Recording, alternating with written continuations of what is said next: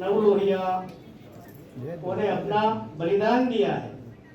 आजादी ऐसे ही प्राप्त नहीं हुई है। आजादी का संघर्ष 1857 से हमको अभी भी दिक्कत में ध्यान में आता है, लेकिन इसके पहले से चल रहा था। 1857 में उनका प्रकटीकरण रूप देखने को मिला है क्रांति का। तो ऐसे एक लंबा कालखंड संघर्षरत भारत रहा देश को आजाद कराने के लिए। और देश को आजाद कराने के लिए अकलू तुर्हा जी ने जैसे बलिदान दिया, ऐसे अनेक वीरों ने लाठी गोली जेल गए, अंग्रेजों का अत्याचार सहा और इस देश मातृभूमि को गुलामी की जंजीरों से मुक्त कराना, यही मन में भाव रख करके वो सब अत्याचार सहते थे। कभी कभी हमारी संकुचितता होती है कि महापुरुषों को, कभी मैं हर बैठक में इस कार्यक्रम में भी बताता हूँ कि महापुरुषों को, क्रांतिकारियों को समाज अपना राजनीतिक लाभ के लिए अपना बना लेते हैं। हाँ, कोई ना कोई समाज से वो होते हैं, लेकिन ये जो महापुरुष होते हैं, ये जो क्रांतिकारी होते हैं, वो अपने आप को ऊपर उठा करके सभी समाज के लिए, पूरे देश के लिए अपने जान न्यौछावर करते हैं। वो संकुचित नहीं होते, संकुचित हम हो जाते हैं। अपना स्वार्थ के लिए उनका नाम आगे कर देते हैं। ये कार्यक्रम केवल एक समाज का नहीं होना चाहिए। कोई भी महापुरुष का कार्यक्रम कोई एक समाज का बन जाए, वो समाज के लिए, देश के लिए हानिकर्ता बनता है। ये पूरे देश के लिए प्रेरणा का विषय होता है। अकलू तुर्हा जी ने बलिदान दिया तो अपने घर के लिए नहीं दिया, केवल अपने समाज के लिए नहीं दिया, अपने देश के लिए उन्होंने अंग्रेजों की सामने पुलिस की, अंग्रेजों की गोलियां उन्होंने अपनी छाती पर लेकर के 24 साल की आयु में मधुबनी में वो शहादत लिया उन्होंने।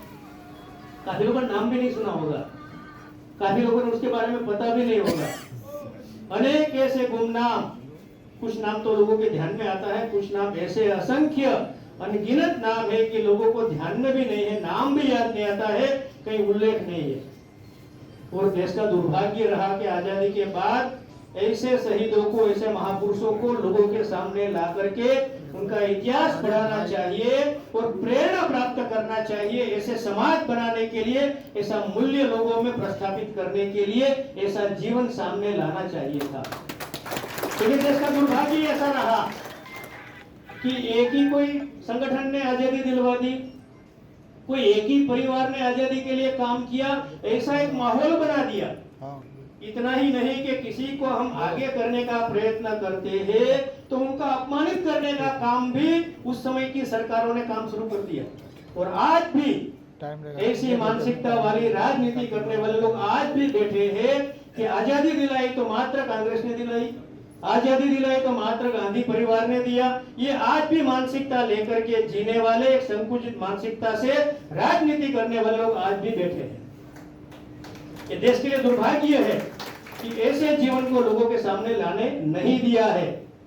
और जिन्होंने देश आजाद कराने के लिए अपनी जान की कुर्बानी लगाई, बाजी लगाई, उन्होंने देश विभाजन हो ये कभी नहीं सोचा था। अकलू जी ने 1942 में 42 में अपना शहादत दिया, कभी नहीं सोचा होगा उन्होंने कि मेरा देश विभाजित हो जाए। लेकिन देश विभाजित होने के कारण के पीछे भी समझना पड़ेगा। जब मोदी जी ने 2021 में विभाजन एबीसी का दिन मनाने का उन्होंने संसद में ठहराव करके जब तय किया, तो वो भी विरोध करने वाले लोग बैठे थे। क्यों याद करना चाहिए? ये तो हमारा दुखद इतिहास है, ये करुण इतिहास है, हमारा वैमनस्य का इतिहास है, उनको क्यों याद करना चाहिए? मोदी जी ने कहा कि फिर से ऐसी वैमनस्यता न बढ़े, फिर से ऐसा दुखद प्रसंग न आए।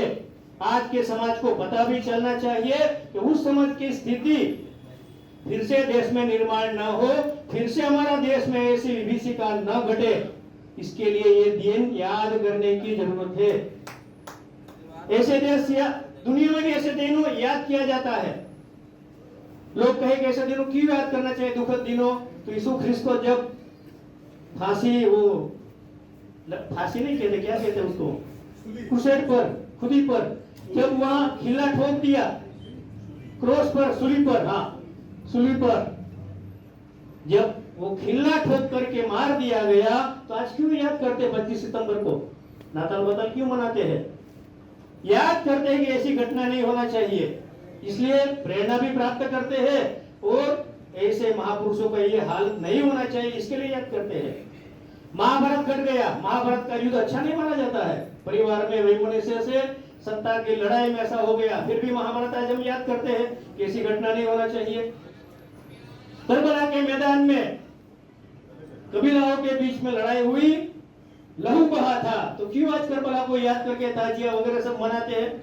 ऐसे दिन फिर से नहीं आना चाहिए, ये समाज में प्रेरणा प्राप्त हो, इस देश में विभाजन फिर से देश में न आए, ऐसी स्थिति न बने, इसके लिए आज के समाज को याद करने की जरूरत है।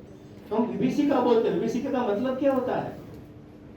विभीषिका का मतलब ये होता है कि ऐसी त्रासदी जिसका वर्णन न हो सके, ऐसी पीड़ा कि जिसका कोई बयान न हो सके, ऐसा दुख दर्द, ऐसा भयानक एक कांड जो बड़ा लंबा चला, उसको कहते हैं विभीषिका। एक भयानक ऐसा कालखंड गया, एक ओर तो देश आजाद हो रहा था, लेकिन दूसरी ओर क्या गुनाह था उन लोगों का, लाखों की संख्या में कत्लेआम हो गए, करोड़ों की संख्या में लोगों ने अपना घर बार छोड़ करके अपनी सलामती के लिए वहां से भाग निकले। रास्ते में 10-10 किलोमीटर की लंबी लाइनें, लोगों का हुजूम चलता था। यही समय था अगस्त महीने का, 14 अगस्त का ही समय था, वो जो समय था यही समय था। ये समय कैसा होता है हम फील कर सकते हैं। एक और बारिश होती होगी, कादव कीचड़ होगा, नदियों में पानी उफान होगा, उतने रोड रास्ते नहीं थे, रेलें कम पड़ती थी, रेल में भी रास्ते में रोक करके कत्लेआम किया, पूरा रेल का रेल कत्ल वाला भारत में पहुंचा है। ये भी एक काला अध्याय हमारे सामने 14 तारीख वाला है। आज के समाज को याद करना चाहिए क्या गुनाह था उन बहन बेटियों के, उनके भाई बहन के भाई और भाइयों के माता के पिता के सामने, उनके सामने रेप किया गया, कत्लेआम कर दिया गया।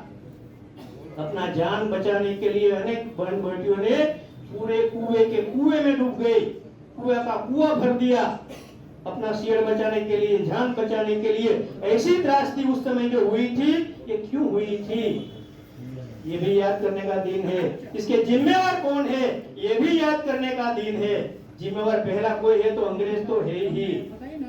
अंग्रेज तो चाहता ही था कि जाते जाते देश हमारा दुर्बल हो जाए, देश का टुकड़ा हो जाए, विभाजन हो जाए। उनका तो राज करने का सिद्धांत ही वही था, डिवाइड एंड रूल।